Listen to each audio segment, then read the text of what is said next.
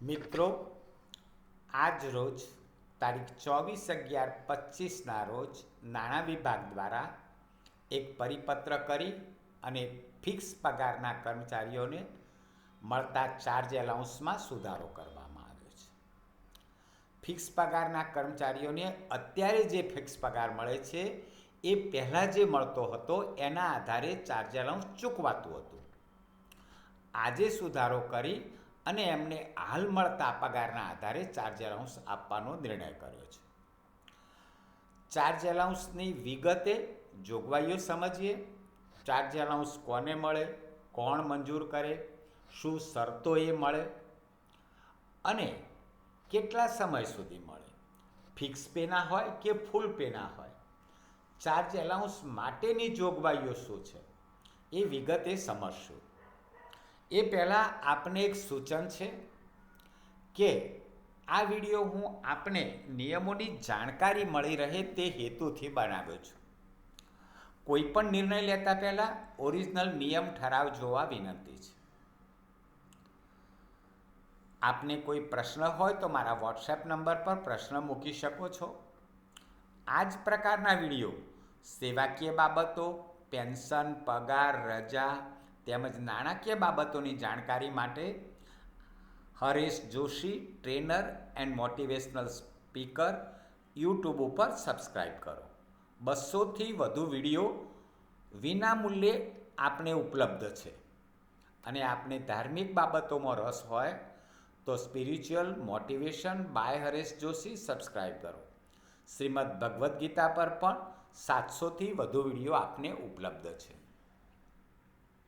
બીજું એક સૂચન છે, મારા દ્વારા ગુજરાત મુલ્કી સેવા પથદર્શિકા એપ્રિલ 2025 સુધીના સુધારા સાથે નવી વર્ધિત પેન્શન યોજના, રજા અને ફરજ પર જોડાવાનો સમય, ફરજ મોકૂફી એને આવરી લીધીને તૈયાર કરેલી છે.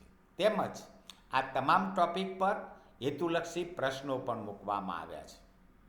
આપને આ બુકની આવશ્યકતા હોય તો મારો વોટ્સએપ નંબર 9427300889 પર મેસેજ કરો. ક્યાંથી મળશે અને શું કિંમત છે વિગતો આપને વોટ્સએપ પર ઉપલબ્ધ કરાવીશું. હવે આપણે ફિક્સ પગારના કર્મચારીઓ માટે કરવામાં આવેલ ચાર્જ એલાઉન્સનો સુધારો અને ચાર્જ એલાઉન્સ બાબતે વિગતે જાણકારી મેળવીએ. તો આજરોજ તારીખ 24/11/25ના રોજ નાણાં વિભાગે એક પરિપત્ર કરીને રાજ્ય સરકારના વર્ગ 3-4ના તમામ સંવર્ગની જગ્યાઓ પર સીધી ભરતીથી નિમણૂક પામેલા ફિક્સ પગારના કર્મચારીઓને મળવાપાત્ર ચાર્જ એલાઉન્સમાં સુધારો કર્યો છે. સમકક્ષ જગ્યાનો હવાલો સંભાળવા બદલ તેમને મળતા પગારના 5% અને ઉપલી જગ્યાનો હવાલો સંભાળવા બદલ તેમને મળતા પગારના 10%. અત્યારે 7મા પગાર પંચના અનુસંધાને નાણાં વિભાગે તારીખ 18/10/23ના ઠરાવથી સુધારેલ ફિક્સ પગાર મુજબનો ચાર્જ એલાઉન્સ આપવાનો નિર્ણય તારીખ 24/11/50ના ઠરાવથી કર્યો છે. અત્યારે બિનરાજપત્રિત કક્ષાએ 4 કેટેગરીમાં ફિક્સ પગાર આપવામાં આવે છે: 21,100, 26,000, 40,800 અને 49,600. જો કોઈ જુનિયર ક્લાર્કનો જ હવાલો સંભાળે છે તો 26,000ના 5% એટલે કે ₹1,300 અને સિનિયર ક્લાર્કનો હવાલો સંભાળે છે તો 26,000ના 10% એટલે કે ₹2,600 એને મળવાપાત્ર થાય. એ જ રીતે જે અધિકારી કર્મચારી 40,800 ફિક્સ પે મેળવે છે એને સમકક્ષ જગ્યા માટે 40,800ના 5% અથવા 40,800ના 10% ઉપલી જગ્યા માટે. તો 7મા પગાર પંચ મુજબ સરકારશ્રીએ પોતાને મળતા પગારના 5% અથવા 10%, જો સમકક્ષ જગ્યાનો હવાલો સંભાળે તો 5% અને ઉપલી જગ્યાનો સંભાળે તો મળતા પગારના 10% ચાર્જ એલાઉન્સ આપવાનું નક્કી કર્યું છે. હવે ચાર્જ એલાઉન્સ આપણા ગુજરાત મુલ્કી સેવા પગાર નિયમોના નિયમ 45થી 49માં ચાર્જ એલાઉન્સની જોગવાઈઓ કરેલી છે. ફિક્સ પે અને ફૂલ પે તમામ કર્મચારીઓને લાગુ પડતી આ જોગવાઈઓ આપણે સમજીએ. આખો જ વિડીયો આપ વિગતે સાંભળશો તો આપણે ચાર્જ એલાઉન્સ બાબતે કોઈ શંકા રહેશે નહીં. કોને વધારાની જગાનો હવાલો આપી શકાય અને કઈ જગાનો હવાલો આપી શકાય. કાયમી, હંગામી, અજમાયશી જગા ધરાવતા કર્મચારીને વધારાની જગાનો હવાલો આપી શકાય. કર્મચારી કાયમી હોય, હંગામી હોય, અજમાયશી હોય કે ફિક્સ પેમાં હોય, કોઈ પણ પ્રકારના કર્મચારીને આ ચાર્જ આપી શકાય અને તે જગા ઉપરાંત વધારાની એક અથવા વધારે જગાનો હવાલો આપી શકાય. એટલે એક જ જુનિયર ક્લાર્ક છે એને 2 જગ્યાનો પણ હવાલો આપી શકાય, 3 જગ્યાનો પણ હવાલો આપી શકાય અને ચાર્જ એલાઉન્સ ચૂકવી શકાય. નવી ઊભી કરાયેલી અને સંવર્ગ 12ની જગ્યા સહિત કોઈ પણ જગાનો હવાલો આપી શકાય. કોઈ નવી જગા ઊભી કરવામાં આવી છે અને ખાલી છે એ જગાનો હવાલો પણ કોઈ પણ કર્મચારીને આપી શકાય અને ચાર્જ એલાઉન્સ ચૂકવી શકાય. પોતાની જગ્યા ઉપરાંત વધારાનો હવાલો સંભાળવા માટે જે મહેનતાણું મંજૂર કરવામાં આવે છે તેને ખાસ પગાર તરીકે ઓળખવામાં આવે છે.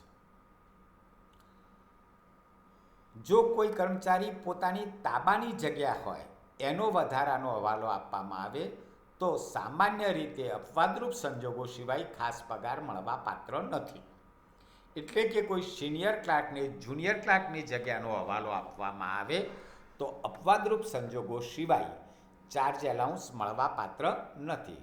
જગ્યા સમકક્ષ હોવી જોઈએ કે ઉપલી હોવી જોઈએ. ખાસ પગાર વધારાના પગારના દર. મિત્રો, આપણે જોયું કે સંભાવી પગારના 5% અથવા સંભાવી પગારના 10%. આપણા ગુજરાત મુલકી સેવા પગાર નિયમોમાં સંભાવી પગારની વ્યાખ્યા આપી છે. આ સંભાવી પગાર ફૂલ પેના કર્મચારીઓ માટે લાગુ પડે છે. ફિક્સ પેને મળતા પગારના 5% અને મળતા પગારના 10%. સંભાવી પગાર એટલે શું? તો કર્મચારી તે જગા પર નિમાયા હોત તો શું પગાર મેળવતા હોત. કોઈ જુનિયર ક્લાર્ક ફૂલ પેમાં છે અને એને સિનિયર ક્લાર્કનો ચાર્જ આપીએ છીએ તો એને સિનિયર ક્લાર્કમાં નિમણૂક મળી હોત, એને કાર્યકારી બઢતી મળી હોત તો એનો શું પગાર નક્કી થાત? એનો સંભાવી પગાર નક્કી કરી અને એના 10% મળવાપાત્ર થાય. મિત્રો, આ સંભાવી પગાર એ શબ્દ માત્ર ને માત્ર ફૂલ પેના એમ્પ્લોયને લાગુ પડશે. સંભાવી પગાર એટલે કર્મચારીએ જો કોઈ જગ્યા ધારણ કરેલ હોત તો યથાપ્રસંગ નિયમ 11 અને નિયમ 13 મુજબ નક્કી થતો પગાર. અત્યારે 6ઠ્ઠા પગાર પંચ મુજબ સંભાવી પગારના 5%, 10% ધ્યાનમાં લેવાના હતા, જેમાં ફૂલ પેના કર્મચારીઓ માટે પણ સરકારે 8/11/24ના રોજ ઠરાવ કરી અને 7મા પગાર પંચ મુજબ 5%, 10% આપવાનું નક્કી કરેલું છે.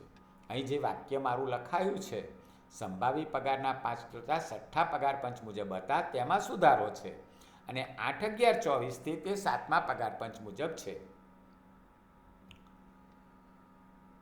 કર્મચારીને વધારાની જગ્યાનો હવાલો આપવામાં આવે અને કાયમી મુસાફરી ભથ્થું મેળવતા હોય, વાહન ભથ્થું મેળવતા હોય તો સક્ષમ અધિકારી નક્કી દરે કરે તે દરે ચાર્જવાળી જગ્યાનું પણ મળે, પરંતુ બંને જગ્યાના સરવાળા કરતાં તે વધવું ન જોઈએ તે રીતે મંજૂર કરી શકાશે. ખાસ પગાર અથવા વધારાના પગારની મંજૂરીની શરતો. તો મિત્રો, ચાર્જ એલાઉન્સ માટેની શરતો શું છે? વધારાનો હવાલો ઓછામાં ઓછા 30 દિવસ માટે સંભાળેલો હોવો જોઈએ. જો 30 દિવસ કરતાં ઓછો સમય હવાલો સંભાળ્યો છે તો ચાર્જ એલાઉન્સ મળવા પાત્ર નથી. આ 30 દિવસમાં આગળ પાછળની રજાનો સમાવેશ થઈ જાય છે. કોઈ કર્મચારી આપણી ઓફિસમાં 28 દિવસ રજા પર છે અને એનો આપણી પાસે ચાર્જ છે, પણ એ રજા પર ગયા, એના આગલા શનિ રવિ રજા હતી, રજા પરથી પરત આવ્યા, એના પછી પણ શનિ રવિ રજા હતી, તો કર્મચારી પાસે ટોટલ 32 દિવસનો ચાર્જ રહ્યો. કર્મચારીની રજા 28 હતી પણ ચાર્જ રાખનારે 32 દિવસ રાખ્યો તો એને ચાર્જ એલાઉન્સ મળવાપાત્ર થશે. કર્મચારી 30 દિવસના ગાળામાં પોતાના અંગત કારણોસર રજા લે છે અથવા વહીવટી કારણે ગેરહાજર રહે છે તો એટલો સમયગાળો બાદ કરવાનો રહેશે. ખાસ પગાર અથવા વધારાના પગારના મંજૂરીની અન્ય શરતો. ખાસ પગાર પર એટલે કે ચાર્જ એલાઉન્સ પર મોંઘવારી ભથ્થું મળવાપાત્ર નથી.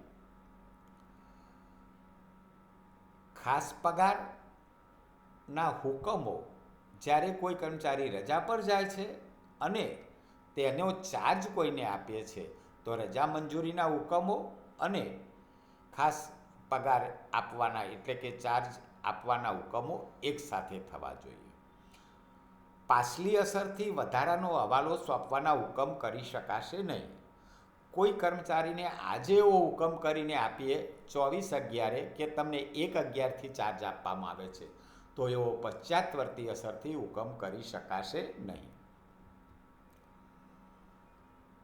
12 માસ કરતાં વધુ સમય માટે ખાસ પગાર મંજૂર કરી શકાશે નહીં. 12 માસ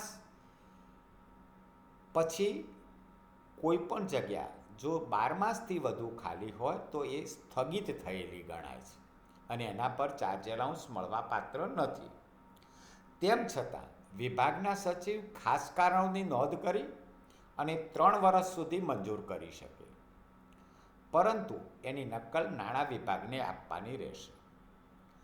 3 વર્ષથી વધુ ખાલી પડેલી જગ્યા રદ થયેલી ગણવામાં આવશે અને એના પર કોઈ ચાર્જ એલાઉન્સ આપી શકાશે નહીં. ચાર્જ એલાઉન્સ કોણ મંજૂર કરી શકે? જો 3 માસ સુધીનો ચાર્જ હોય તો કચેરીના વડા મંજૂર કરશે. 3 થી 6 માસ સુધીનો ચાર્જ હોય તો ખાતાના વડા મંજૂર કરશે અને 6 માસથી 12 માસ સુધી ચાર્જ હોય તો વહીવટી વિભાગ મંજૂર કરશે. 12 માસથી વધુ હોય તો ખાસ કિસ્સામાં વહીવટી વિભાગ 3 વર્ષ સુધી મંજૂર કરી શકે. 3 વર્ષ પછી એ જગ્યા રદ થયેલી ગણાશે. આભાર. આ જ પ્રકારના વિડીયો જોવા આપ Haresh Joshi trainer and motivational speaker subscribe કરો. આપને ધાર્મિક બાબતોમાં રસ હોય તો spiritual motivation by Haresh Joshi subscribe કરો. આભાર.